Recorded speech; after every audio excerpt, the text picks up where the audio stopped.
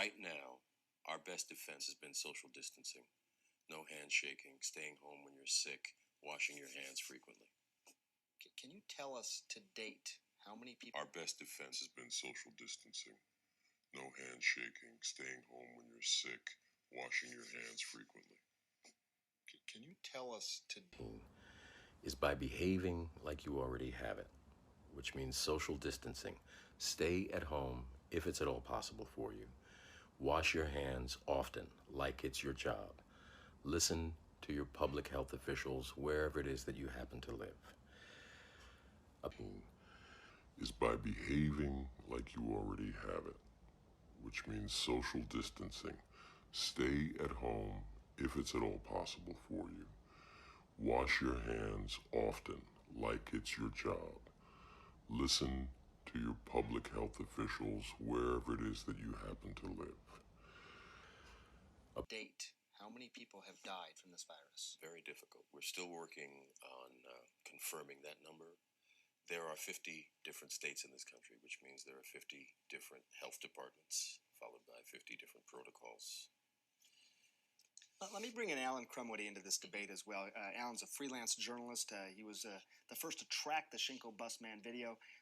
Alan, today on Twitter, you wrote that the truth about this virus is being kept from the world by the CDC, by the World Health Organization, to allow friends of the current administration to benefit from it, both financially and physically. There are therapies we know are effective right now, like forsythia, and they don't even appear on the CDC website. On your blog, you also wrote that the World Health Organization is somehow in bed with pharmaceutical companies. Because they are. That's who stands to gain from this. They're working hand in glove.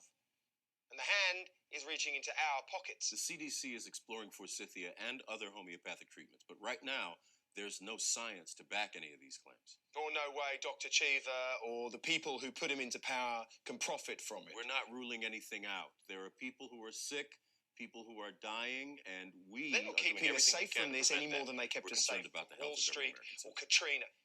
Dr. Cheever is being a bit disingenuous when he says every American citizen. We're working very hard to find out where this virus came from, to treat it, and to vaccinate against it if we can. We don't know all of that yet. We just don't know. What we do know is that in order to become sick, you have to first come in contact with a sick person or something that they touched. In order to get scared, all you have to do is come in contact with a rumor or the television or the internet. I think what Mr. Crumwoody is spreading is far more dangerous than the disease. Yeah. Oh, really? Yes. That's funny. What's funny? No, I think you're funny, because if you check on Facebook, you'll find a communique attributed to Dr. Cheever by Elizabeth Nygaard about the quarantine of Chicago, hours before it was announced to the public. That's why I think he's a bit disingenuous when he says equal care for all and not just his friends.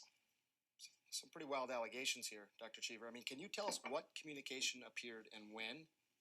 What exactly is the nature of your relationship with Elizabeth Nygaard? Well, again, I'm not aware of anything attributed to me on any social network. I'm sure you're not. Facebook, it is Twitter. there.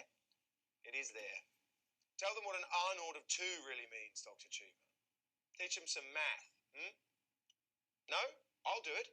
On day 1, there were 2 people with it, and then there were 4, and then it was 16, and you think you've got it in front of you. But next it's 256, and then it's 65,000, and it's behind you and above you and all around you. In 30 steps, it's 1 billion sick. 3 months.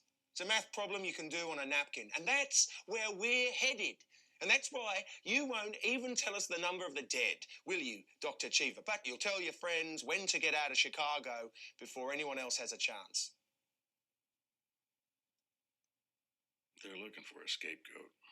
Contagion, I played a doctor at the Center for Disease Control. The virus in that movie was created by a screenwriter. COVID-19 is very real. Most of us aren't old enough to remember the diseases smallpox and polio and the way that those diseases affected billions of lives. But they changed the way that people lived, and it looks like COVID-19 is forcing us to change the way that we live, at least for a while. Now, there's a scene in the movie Contagion about the tradition of handshaking. You extended your hand and showed the person you were meeting that you didn't have a weapon, that you weren't carrying one. Well, now the way we're living is like we're all carrying a weapon and we don't even know it. What we do know is that the virus travels through human contact. That's one of the ways it travels. It needs us to survive, so let's not give it any help. Quite simply, one of the best ways to prevent yourself from getting COVID-19 is by behaving like you already have it, which means social distancing. Stay at home if it's at all possible for you. Wash your hands often, like it's your job. Listen to your public health officials wherever it is that you happen to live. A pandemic means that the virus is everywhere, but it won't be every place at the same time. So if it's not where you live today,